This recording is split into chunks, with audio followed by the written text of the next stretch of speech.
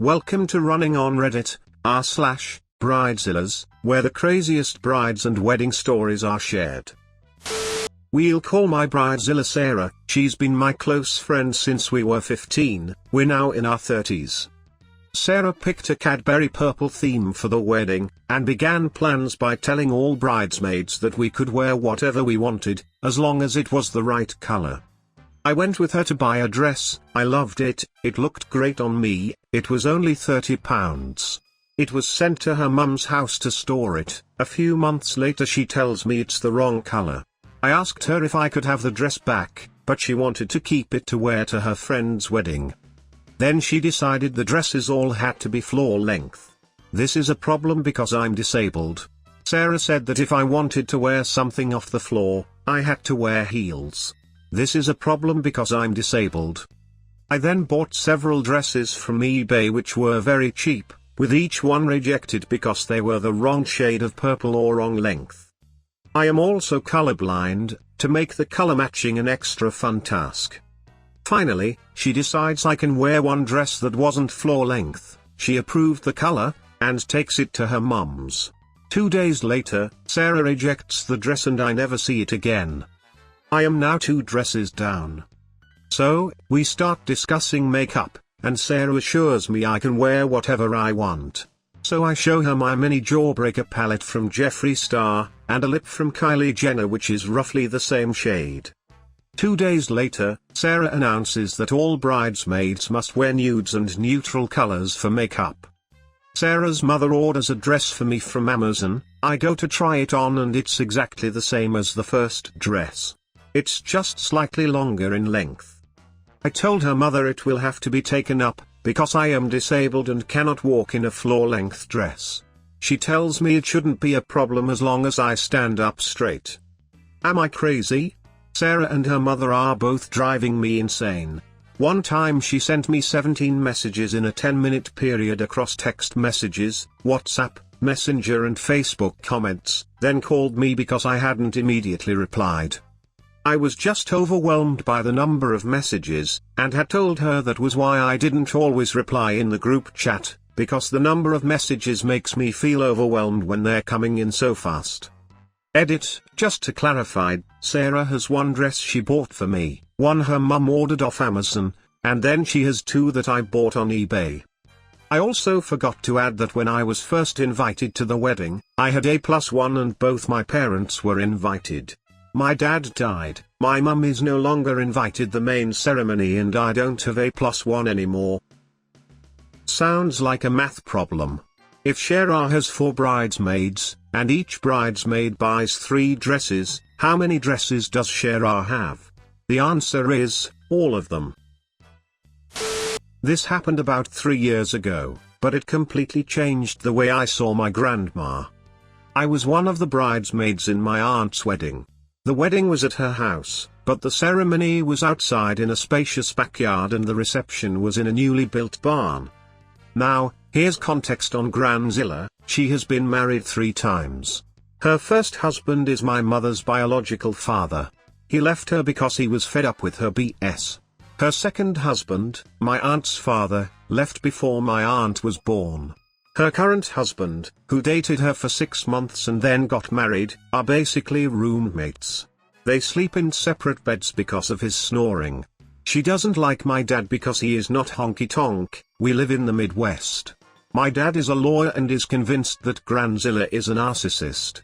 She snapped on my sisters and I and left after our little sister didn't stop crying. She came back and yelled at us and asked our little sister, 4 years old, why does she never stop crying?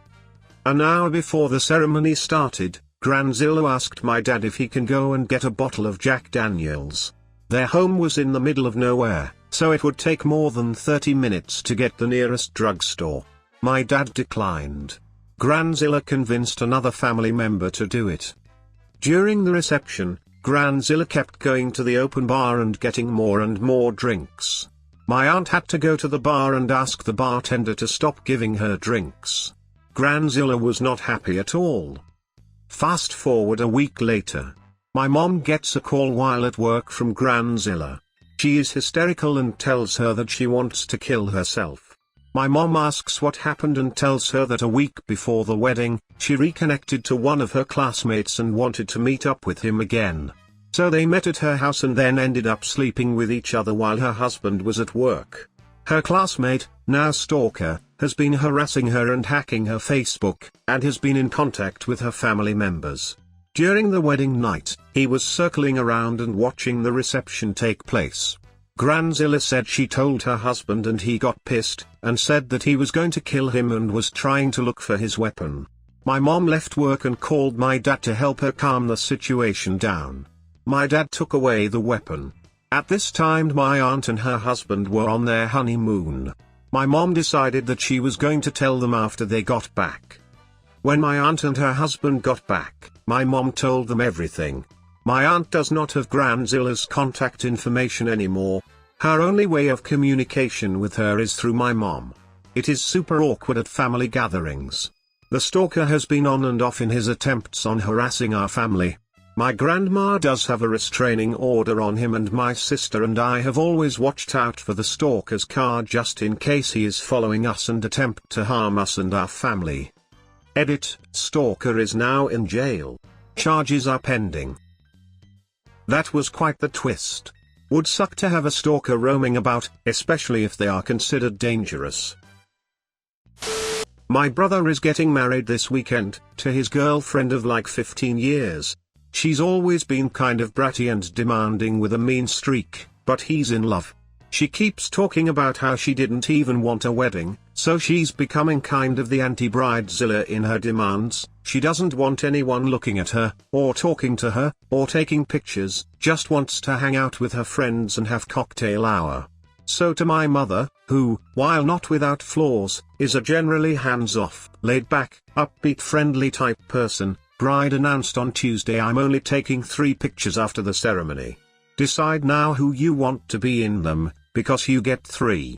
The only times I have known my mother to cry have been at times of death, fear of death, and upon learning that she has 10 minutes to survive off relatives who will be in photos of the only wedding of her children. She eventually settled on one of her and my dad with the happy couple, one of the 4 of them plus my partner and I, and one picture with the surviving grandparents and the couple. She wanted one big family photo like we've had at every family wedding and was told no. Mom's also now afraid that bride will flip her shot if she, mom, gives them the quilt that she made the couple during the reception, so people can see it, which is how it's been done in our family a few times if the quilt wasn't done by the shower. Because then people will be looking at bride, and how dare they? During toasts. At her wedding. Only 3 photos, that would put anyone in a bad spot. Have to decide which family members get in and who stays out. Wonder how long the marriage will last. Bride cancels her wedding because her guests didn't donate $1,500 each, to fund the event. Anyway. I am exhausted. I am bone tired. My heart is not the same. It's stone cold. Fragmented. Empty. I need to get away from this awful society. How hard would it have been to ducking donate, friends? Do I matter to you? Just ducking give me money for my wedding. I won't even sugarcoat. I won't even pretend that's not what I wanted. It was for a dream. I was stabbed, cheated on, and worked. Goodbye. See you in 2 months. Friendly reminder to you dummy heads. Don't think you own me. I am cutting all of you snakes off. I am living my life alone now. I only let in those I believe have good intentions. Hugs and kisses. I have no words. You're out of your mind. What happened to you? Who on hell expects that amount of money? How could society do that to her? Honestly, she should have asked for more. My best friend asked me to be her maid of honor about 18 months ago. In the time she has been engaged, I have got engaged and married, which she hates as she's told me so many times. She seems to think as she got engaged first she should have got married first, but is waiting for money off her in-laws, so has to wait and expects everyone else to as well. I already have a soon-to-be 2-year-old. Me and my husband have always said we want our kids to be close in ages, but she and her boyfriend have said that I'm not allowed to be pregnant for their wedding, as it would spoil the dresses which she has already ordered. I've told her that it's extremely likely that I will be pregnant as we're currently trying. She's definitely not happy. Everything is a massive deal and is putting so much pressure on me and the other bridesmaid. I'm more stressed out about her wedding than I was about my own. I'm seriously considering telling her to shove it, but my husband is their best man, which makes it even more awkward. Amateurs sit and wait for inspiration, the rest of us just get up and go to work. Stephen King. That Bridezilla better hurry up before OP goes to work.